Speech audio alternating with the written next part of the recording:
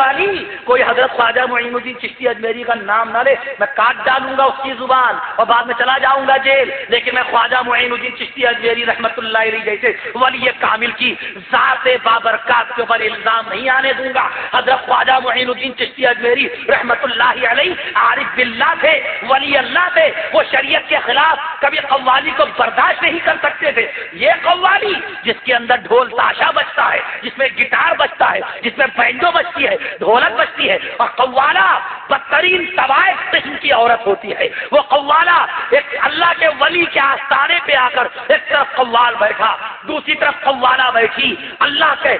ایک ولی اپنی قبر میں آرام فرما، خون کے آنسو رو رہے ہیں، ارے شرم نہیں آتی؟ جب شریعت نے بھاوش کو دیور کے سامنے آنے کی اجازت نہیں دی، یہ کمبخت طوائف ذاتی ہے یا خود یہ بدچلن طوائف ہے جو سب کے بیچ میں ننگا چہرہ لپسٹک کا پاؤڈر لگا کر، سور کی چربی میں ملی ہوئی لپسٹک، یہ لپسٹک اس کے اندر سور کی چربی ملی ہوتی ہے۔ میں عرض کر دوں بغیر سور کی چربی ملائے لپسٹک ٹکے گی نہیں ہونٹوں پر، ہونٹوں پہ ٹکانے کے لیے سور کی چربی ملانا اور سور کی چربی لگا دینا ضروری ہے ان کے لیے، تبھی یہ ٹکے گی۔ میں عرض کر دوں سور کی چربی لگا کر وہ قوالا آتی ہے۔ ارے طوائفیں ایک درجے میں بہت بہتر ہوتی ہیں، وہ طوائفیں شہر کے گندے مقام پہ جا کے بیٹھتی ہیں، کیونکہ اس کو معلوم ہے کہ ہم گندا کام کر رہے ہیں تو گندے ہی علاقے میں کریں، مگر یہ ظالم، یہ ظالمہ، یہ بدچلن عورتیں اپنے کو قوالا کہتی ہیں۔ یہ ایک ولی اللہ کے آستانے پہ بیٹھ کر کے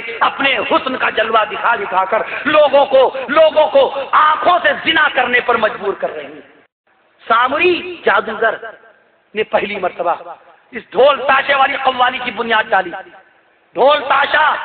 پہلی مرتبہ فرعون نے بجوایا، وہیں سے باراتیں چلی۔ اب اگر آپ بارات لے کر جائیں گے ڈھول تاشے کے ساتھ اپنے بیٹے کی تو سمجھیے فرعون کے طریقے کے ساتھ آپ باقاعدہ شادی کرنے جا رہے ہیں، کبھی آپ کے بیٹے کی شادی کامیاب نہیں ہوگی۔ توبہ کر لیجئے، استغفار کر لیجئے، کبھی انشاءاللہ تعالی صحرا نہیں باندھیں گے، ہمارے نبی نے نہیں باندھا، حضرت علی نے نہیں باندھا، حضرت معین الدین چشتی اجمیری رحمت اللہ علیہ نے صحرا نہیں باندھا، شیخ عبد القادر محی الدین جیلانی رحمت اللہ علیہ نے صحرا نہیں باندھا۔ اور کبھی بھی ہم قوالی میں، اس طرح کی قوالی میں جہاں ایک عورت آ کر کے بیٹھ کر قوالا گائے، ہم ایسی قوالیوں میں شریک نہیں ہوں گے۔ اللہ کے ولی ارے معصوم بچوں کو محفل میں نہیں بیٹھاتے تھے، معصوم بچے حضرت نظام الدین اولیاء دہلوی رحمت اللہ علیہ کی محفل میں بیٹھتے نہیں تھے، جہاں پر نعتیہ کلام ہوتا تھا، جہاں محفل سماع ہوتی تھی۔ محفل سماع میں شرط تھا پانچوں وقت کا نمازی ہو اور چہرے پر پرنور داڑھی ہو،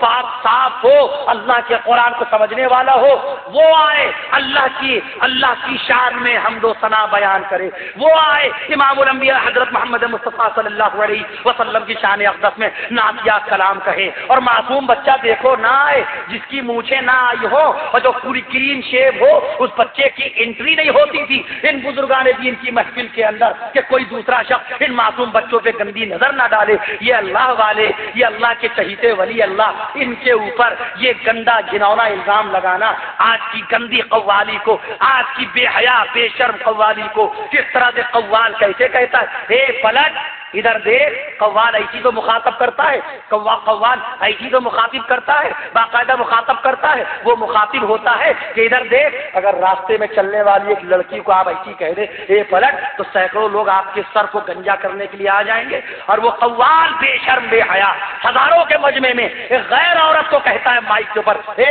پلٹ دیکھ میں تجھ سے کیا کہہ رہا ہوں۔ یہ گندی بے شرمی بے حیائی والی باتیں قوالی کے اندر آتی ہیں۔ اللہ تعالیٰ اس سے نجات بخشے، اللہ رب العالمین پانچوں وقت کی نمازوں کی توفیق نصیب فرمائے، مسجد میں جا جا کر نماز پڑھنے والا بنائے۔ اے اللہ سنت رسول کے مطابق ہم کو شادی بیاہ کرنے کی توفیق نصیب فرمائے۔ اے میرے اللہ پڑوسی کا حق ادا کرنے کی توفیق نصیب فرمائے۔ کسی بھی قسم کے نشے سے میرے اللہ کوسوں کروڑوں میل دور فرما دے۔ اے میرے اللہ بھوکے مر جائیں مگر نشہ کبھی نہ کرے، اے اللہ نشے آور چیز کی نہ تجارت کرے نہ اس کی کاشت کرے، خیال رہے وہ زمین پوری طرح عذاب میں گرفتار کر دی جاتی ہے جہاں پر نشے والی چیز بوئی جائے گی اور نشے والی چیز کاٹی جائے گی، روپیہ اس کا اللہ تعالیٰ